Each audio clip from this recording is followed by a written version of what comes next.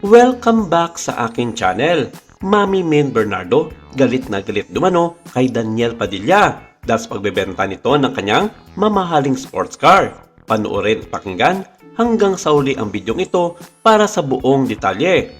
Yes, kumpirmado itong bagong issue na ito sa pagitan ng kampo ni Daniel Padilla at ang ina ng kanyang ex na si Men Bernardo. Ano nga ba ang nag-udyok sa ina ni Catherine na kung bakit galit na galit ito nang mabalita ang binibenta ni DJ ang isa sa kanyang mga mamahaling sports car kung makailan lamang?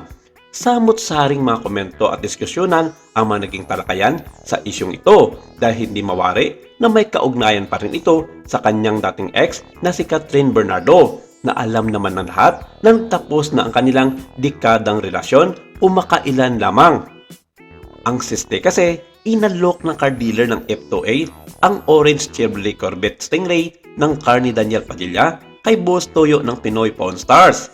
Base sa Facebook post ng F2A na car dealer na si Franz Akims Aldover kaninang tanghali, Corvette ni Daniel Padilla bibenta namin kay Boss Toyo, Pinoy Pawn Stars. Let's go, ging-ging! May hashtag itong F2A Cars, Garage 888PH at Pinoy Pawn Stars. Sabi ni Boss Toyo, tinawagan siya at may iaalok ang car dealer na hindi niya mahindian at ipinost niya sa kanyang YouTube channel ang nasabing negosasyon. Sabay pakita ng video ng napakagandang sports car ni Daniel Padilla at ang mga dokumentong hawak ni Franz kay Boss Toyo kasama ng car key.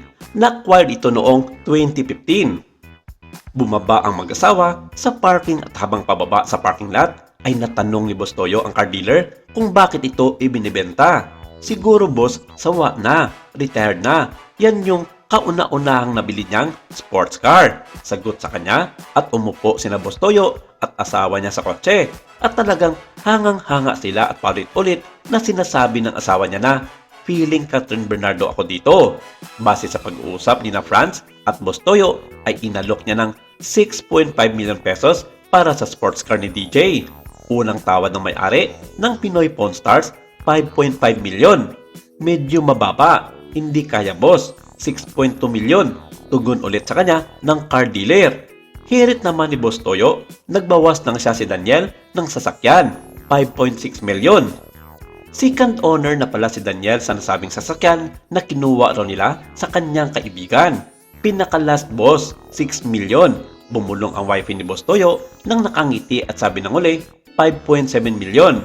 Sabi ng misis nito, sige na Catherine Bernardo at Daniel Padilla. Nakaupo si Catherine Bernardo, feeling Catherine Bernardo ako noon. Sabi ulit ni Boss Toyo, 5.8 million.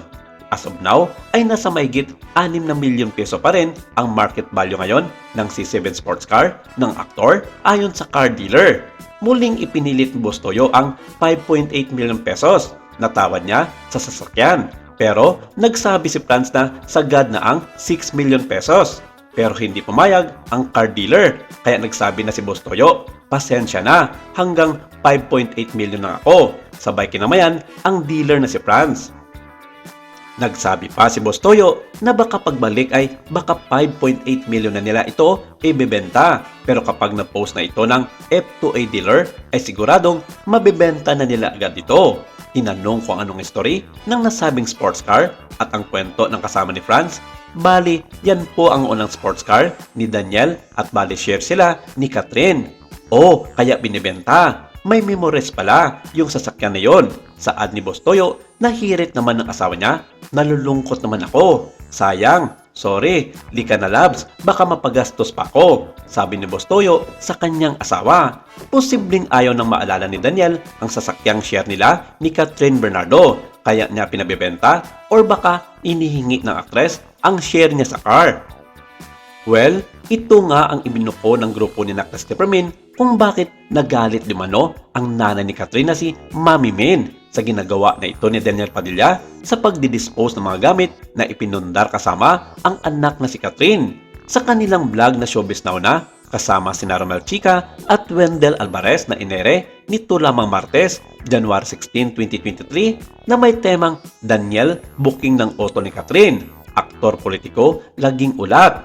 Aktor, dumirekta kay Papa.